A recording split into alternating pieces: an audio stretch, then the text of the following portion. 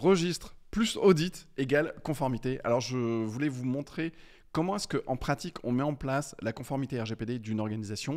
Et c'est assez important parce qu'il y a beaucoup de personnes qui pensent que, voilà, en fait, on va être conforme si on passe beaucoup de temps à lire des choses sur les forums relativement au consentement.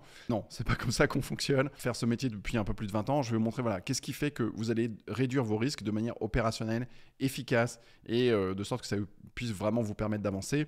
Alors, la manière de travailler est relativement simple.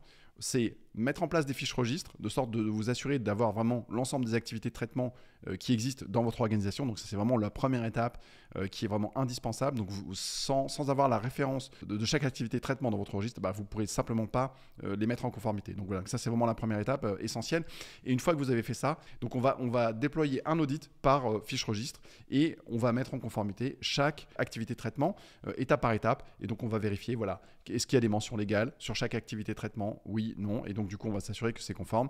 Est-ce que voilà, les principes de minimisation ont été appliqués? Est-ce que vous collectez le minimum de données? Oui, non. Et donc on vérifie ça étape par étape. Donc je vais vous montrer comment on fait ça avec notre logiciel. Voilà, de sorte que ce soit bien clair et que vous puissiez avancer de manière pratique et que vous ayez simplement une vision. Voilà, quel modèle faut-il suivre pour pouvoir avancer de manière pratique et éliminer nos risques? Voilà, je vais vous montrer exactement comment faire. Donc voilà, je vous montre. Alors on a par exemple ici une série d'activités de traitement. Donc on va prendre par exemple, je sais pas, la gestion de la téléphonie sur le travail. Donc ça, c'est dans notre fiche registre. On a notre base légale, on a les types de données qui sont conservés. Donc du coup, là, voilà, on a une idée. On sait que notre fiche, elle est bien conforme. Donc là, on est à peu près tranquille par rapport à ça. Et ce que l'on va faire ensuite, c'est que on va mettre en place un audit de conformité sur cette fiche. Donc typiquement, on va sélectionner notre fiche. Donc ici, on a notre fiche registre, gestion de la téléphonie sur le travail, et on va déployer un audit de conformité, un audit RGPD standard. Donc ça, c'est un audit standard. Donc on a des audits simplifiés. Et ici, ce qu'on va faire, on va simplement déployer un audit. On crée notre audit et on part, voilà, on est à 0%. Donc on avait déjà un audit ici, mais j'en ai recréé un, c'est pas grave. Et on part à partir de 0. Du coup, on va commencer à se poser les questions étape par étape. Est-ce qu'on s'assure que les données sont bien effacées au terme de leur collecte? Donc si on prend par exemple le principe de minimisation, comment est-ce que les données à caractère personnel sont collectées? Donc on va voir par exemple si on prend un formulaire de collecte d'inscription à une newsletter, on va regarder quels sont les champs qui existent, le nom, le prénom, est-ce qu'on demande plus d'informations? Et si on demande plus d'informations, on va dire ok, en fait c'est pas nécessaire, donc on va minimiser les données, on va éliminer ces éléments-là, on va éliminer les éléments dans la base de données de la newsletter, et on se dit ok, voilà, on a effectivement on a vu tous les points de collecte de données à caractère personnel, on a vu qu'on collectait des données par exemple simplement relatives à l'email, ok, on a que l'email, donc du coup là on est bon, on va regarder sur le site quels sont tous les points de collecte de données, ok, on est tranquille, c'est bien. Et effectivement, on se pose la question, est-ce que ces données sont bien nécessaires à la finalité du traitement? Ok, on va dire c'est ok, donc tout est bon. Et après, on va indiquer, voilà, on est conforme. Et c'est tout. Et après, on continue sur l'action suivante. Principe d'exactitude, en général, il n'y a pas trop de soucis de ce côté-là. En général, c'est assez conforme, il n'y a pas trop de problématiques liées à ça.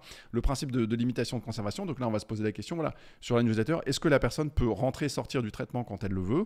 Est-ce que de ce côté-là, tout est bien organisé? Oui, la personne peut se désinscrire. Il y a un lien des inscriptions dans chaque email et c'est indiqué, par exemple, lors de la collecte des données. Et donc, voilà, ok, on a vu qu'effectivement, la durée de conservation des données repose bien sur le consentement. Et donc, on va se dire ensuite, voilà, dans notre newsletter, est-ce qu'on garde les données plus longtemps? Et on va regarder, est-ce que c'est le cas? Est-ce que c'est pas le cas?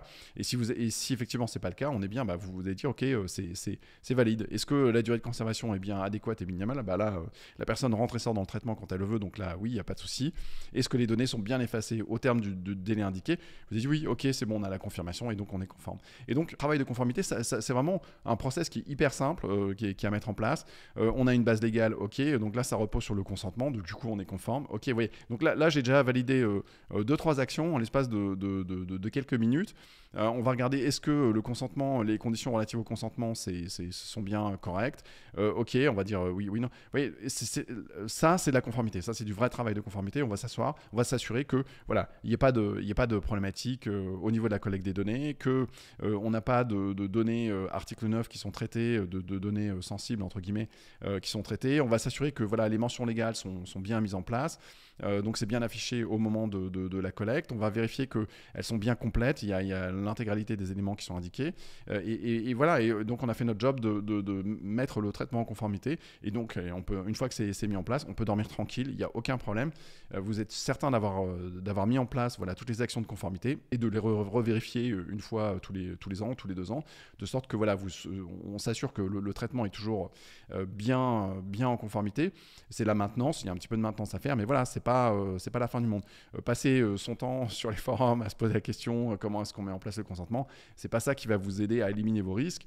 Et donc ça c'est un travail qui est relativement simple à faire. Tout a été balisé, tout a été mis en place. Vous n'avez plus que un certain nombre de cases à cocher. Alors c'est du travail, mais c'est pas la fin du monde non plus.